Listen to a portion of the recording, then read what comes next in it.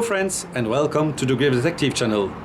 Today I'm standing at the Holy Trinity Churchyard at Botswell, 6 kilometers southeast of Leeds in the north of England.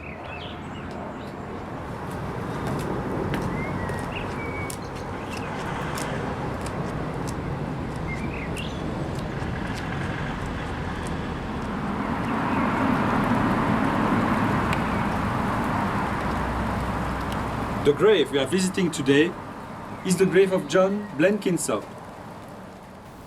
John Blenkinsop was born in 1783 in Felling, near Newcastle upon Tyne, in the north of England. Son of a stonemason, John began his career as an apprentice mining engineer to his cousin Thomas Barnes, who was in charge of a coal mine in Northumberland.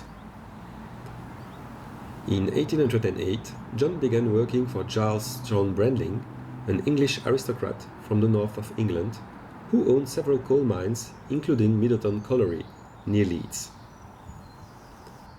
When John arrived in Middleton, the mine had already been using a system of wooden rails to transport coal wagons for 50 years. These wagons were pulled by horses from the mine to the city centre of Leeds. Now a word of context first. We are here at the beginning of the history of the railways. Richard Trevithick, the inventor of the steam locomotive, had begun his trials just 7 years earlier. George Stephenson would not start to take an interest in this question until 6 years later. This was the era of pioneers, of inventors. The full importance of this question has to be understood in its industrial context, but also in the context of the Napoleonic Wars that forced people to find a solution to replace the horses that had gone to war. The main problem faced by these pioneers was the issue of the locomotive's adhesion to the track. The first wooden rails had difficulty supporting locomotives weighing several tons. Wooden rails covered with cast iron offered certain advantages, but broke easily. It was therefore necessary to use rails made entirely of iron. The Middleton line led the first iron rails of this type in 1799. In order to increase adhesion, John Blenkinsop had the idea in 1811 of integrating a system of pinions and racks on his first locomotive drawings. He filed his patent on the 10th of April 1811. The following year, the locomotive Salamanca was built, followed closely by another one, the Prince Regent. These two locomotives entered service on the 24th of June 1812. They could pull trains of 100 to 110 tons and reach speeds of 6 to 7 km per hour. The following year, two additional locomotives were also built. This rack solution allowed Blenkinsop to be recognized as the inventor of the first practical locomotive, in the sense of being suitable for commercial use, and at the same time also the inventor of the first rack locomotive. Middleton Colliery welcomed many visitors who came to see the use of its first locomotives. Among these visitors was in 1816 the future Tsar Nicholas I of Russia. The success of these locomotives also convinced the founders of the Stockton and Darlington Railway to use locomotives for their young railway line. The same was true for the Liverpool and Manchester Railway. Finally, these locomotives also served as a model for the Royal Foundries in Berlin, which thus produced the first steam locomotives in the history of Germany, but with less technical success. These German machines were used in static mode only. This brilliant rack design was nevertheless abandoned a few years later, when from 1820 the stronger wrought iron rails were adopted by various railway lines and by George Stephenson in particular. John Blenkinsop continued his career as a consultant to various mines in the region. On the 26th of May 1813, John Blenkinsop had a son, John Stanley, born in Felling. John Blenkinsop died of tuberculosis in Leeds on the 22nd of January 1831. He was 47 years old.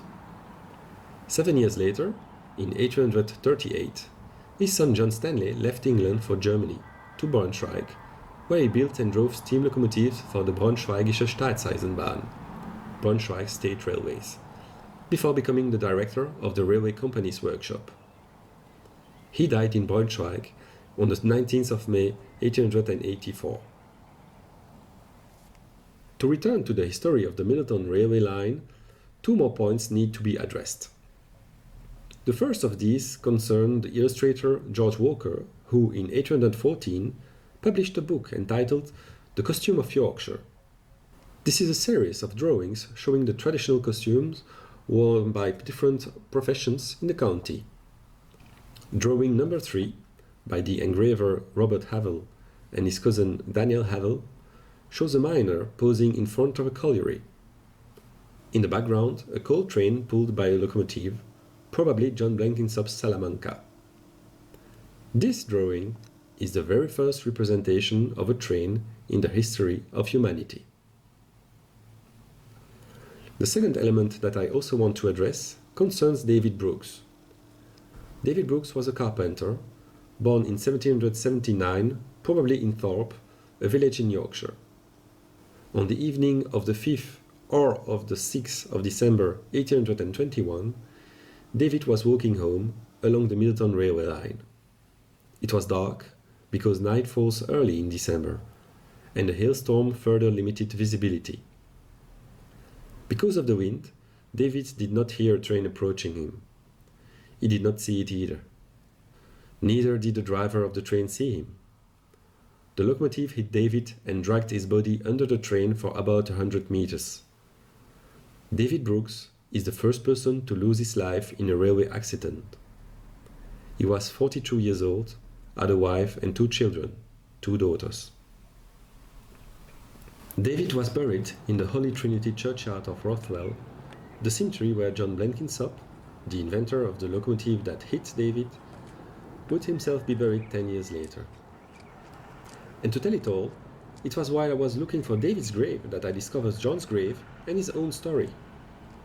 But unfortunately, I never found David Brooks' grave. Despite my discussions with some Rothwell residents, despite my contacts with the parish, despite a few questions asked to the local history club, I found no answers. The grave was photographed about 15 years ago. My observations on site and some info I gathered on internet forums lead me to believe that the grave has since been removed to make way for a lawn. But this is merely a supposition.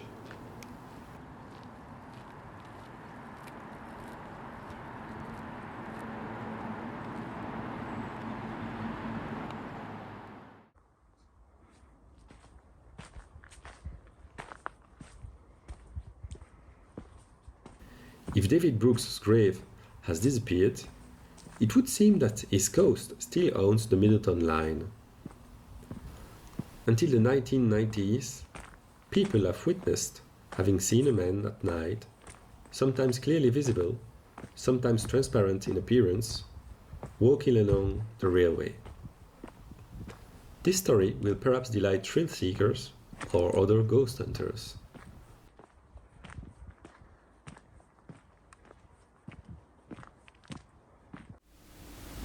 The Middleton railway line still partially exists and is operated as a heritage railway called Middleton Railway. This railway line is the world's oldest continuously working railway.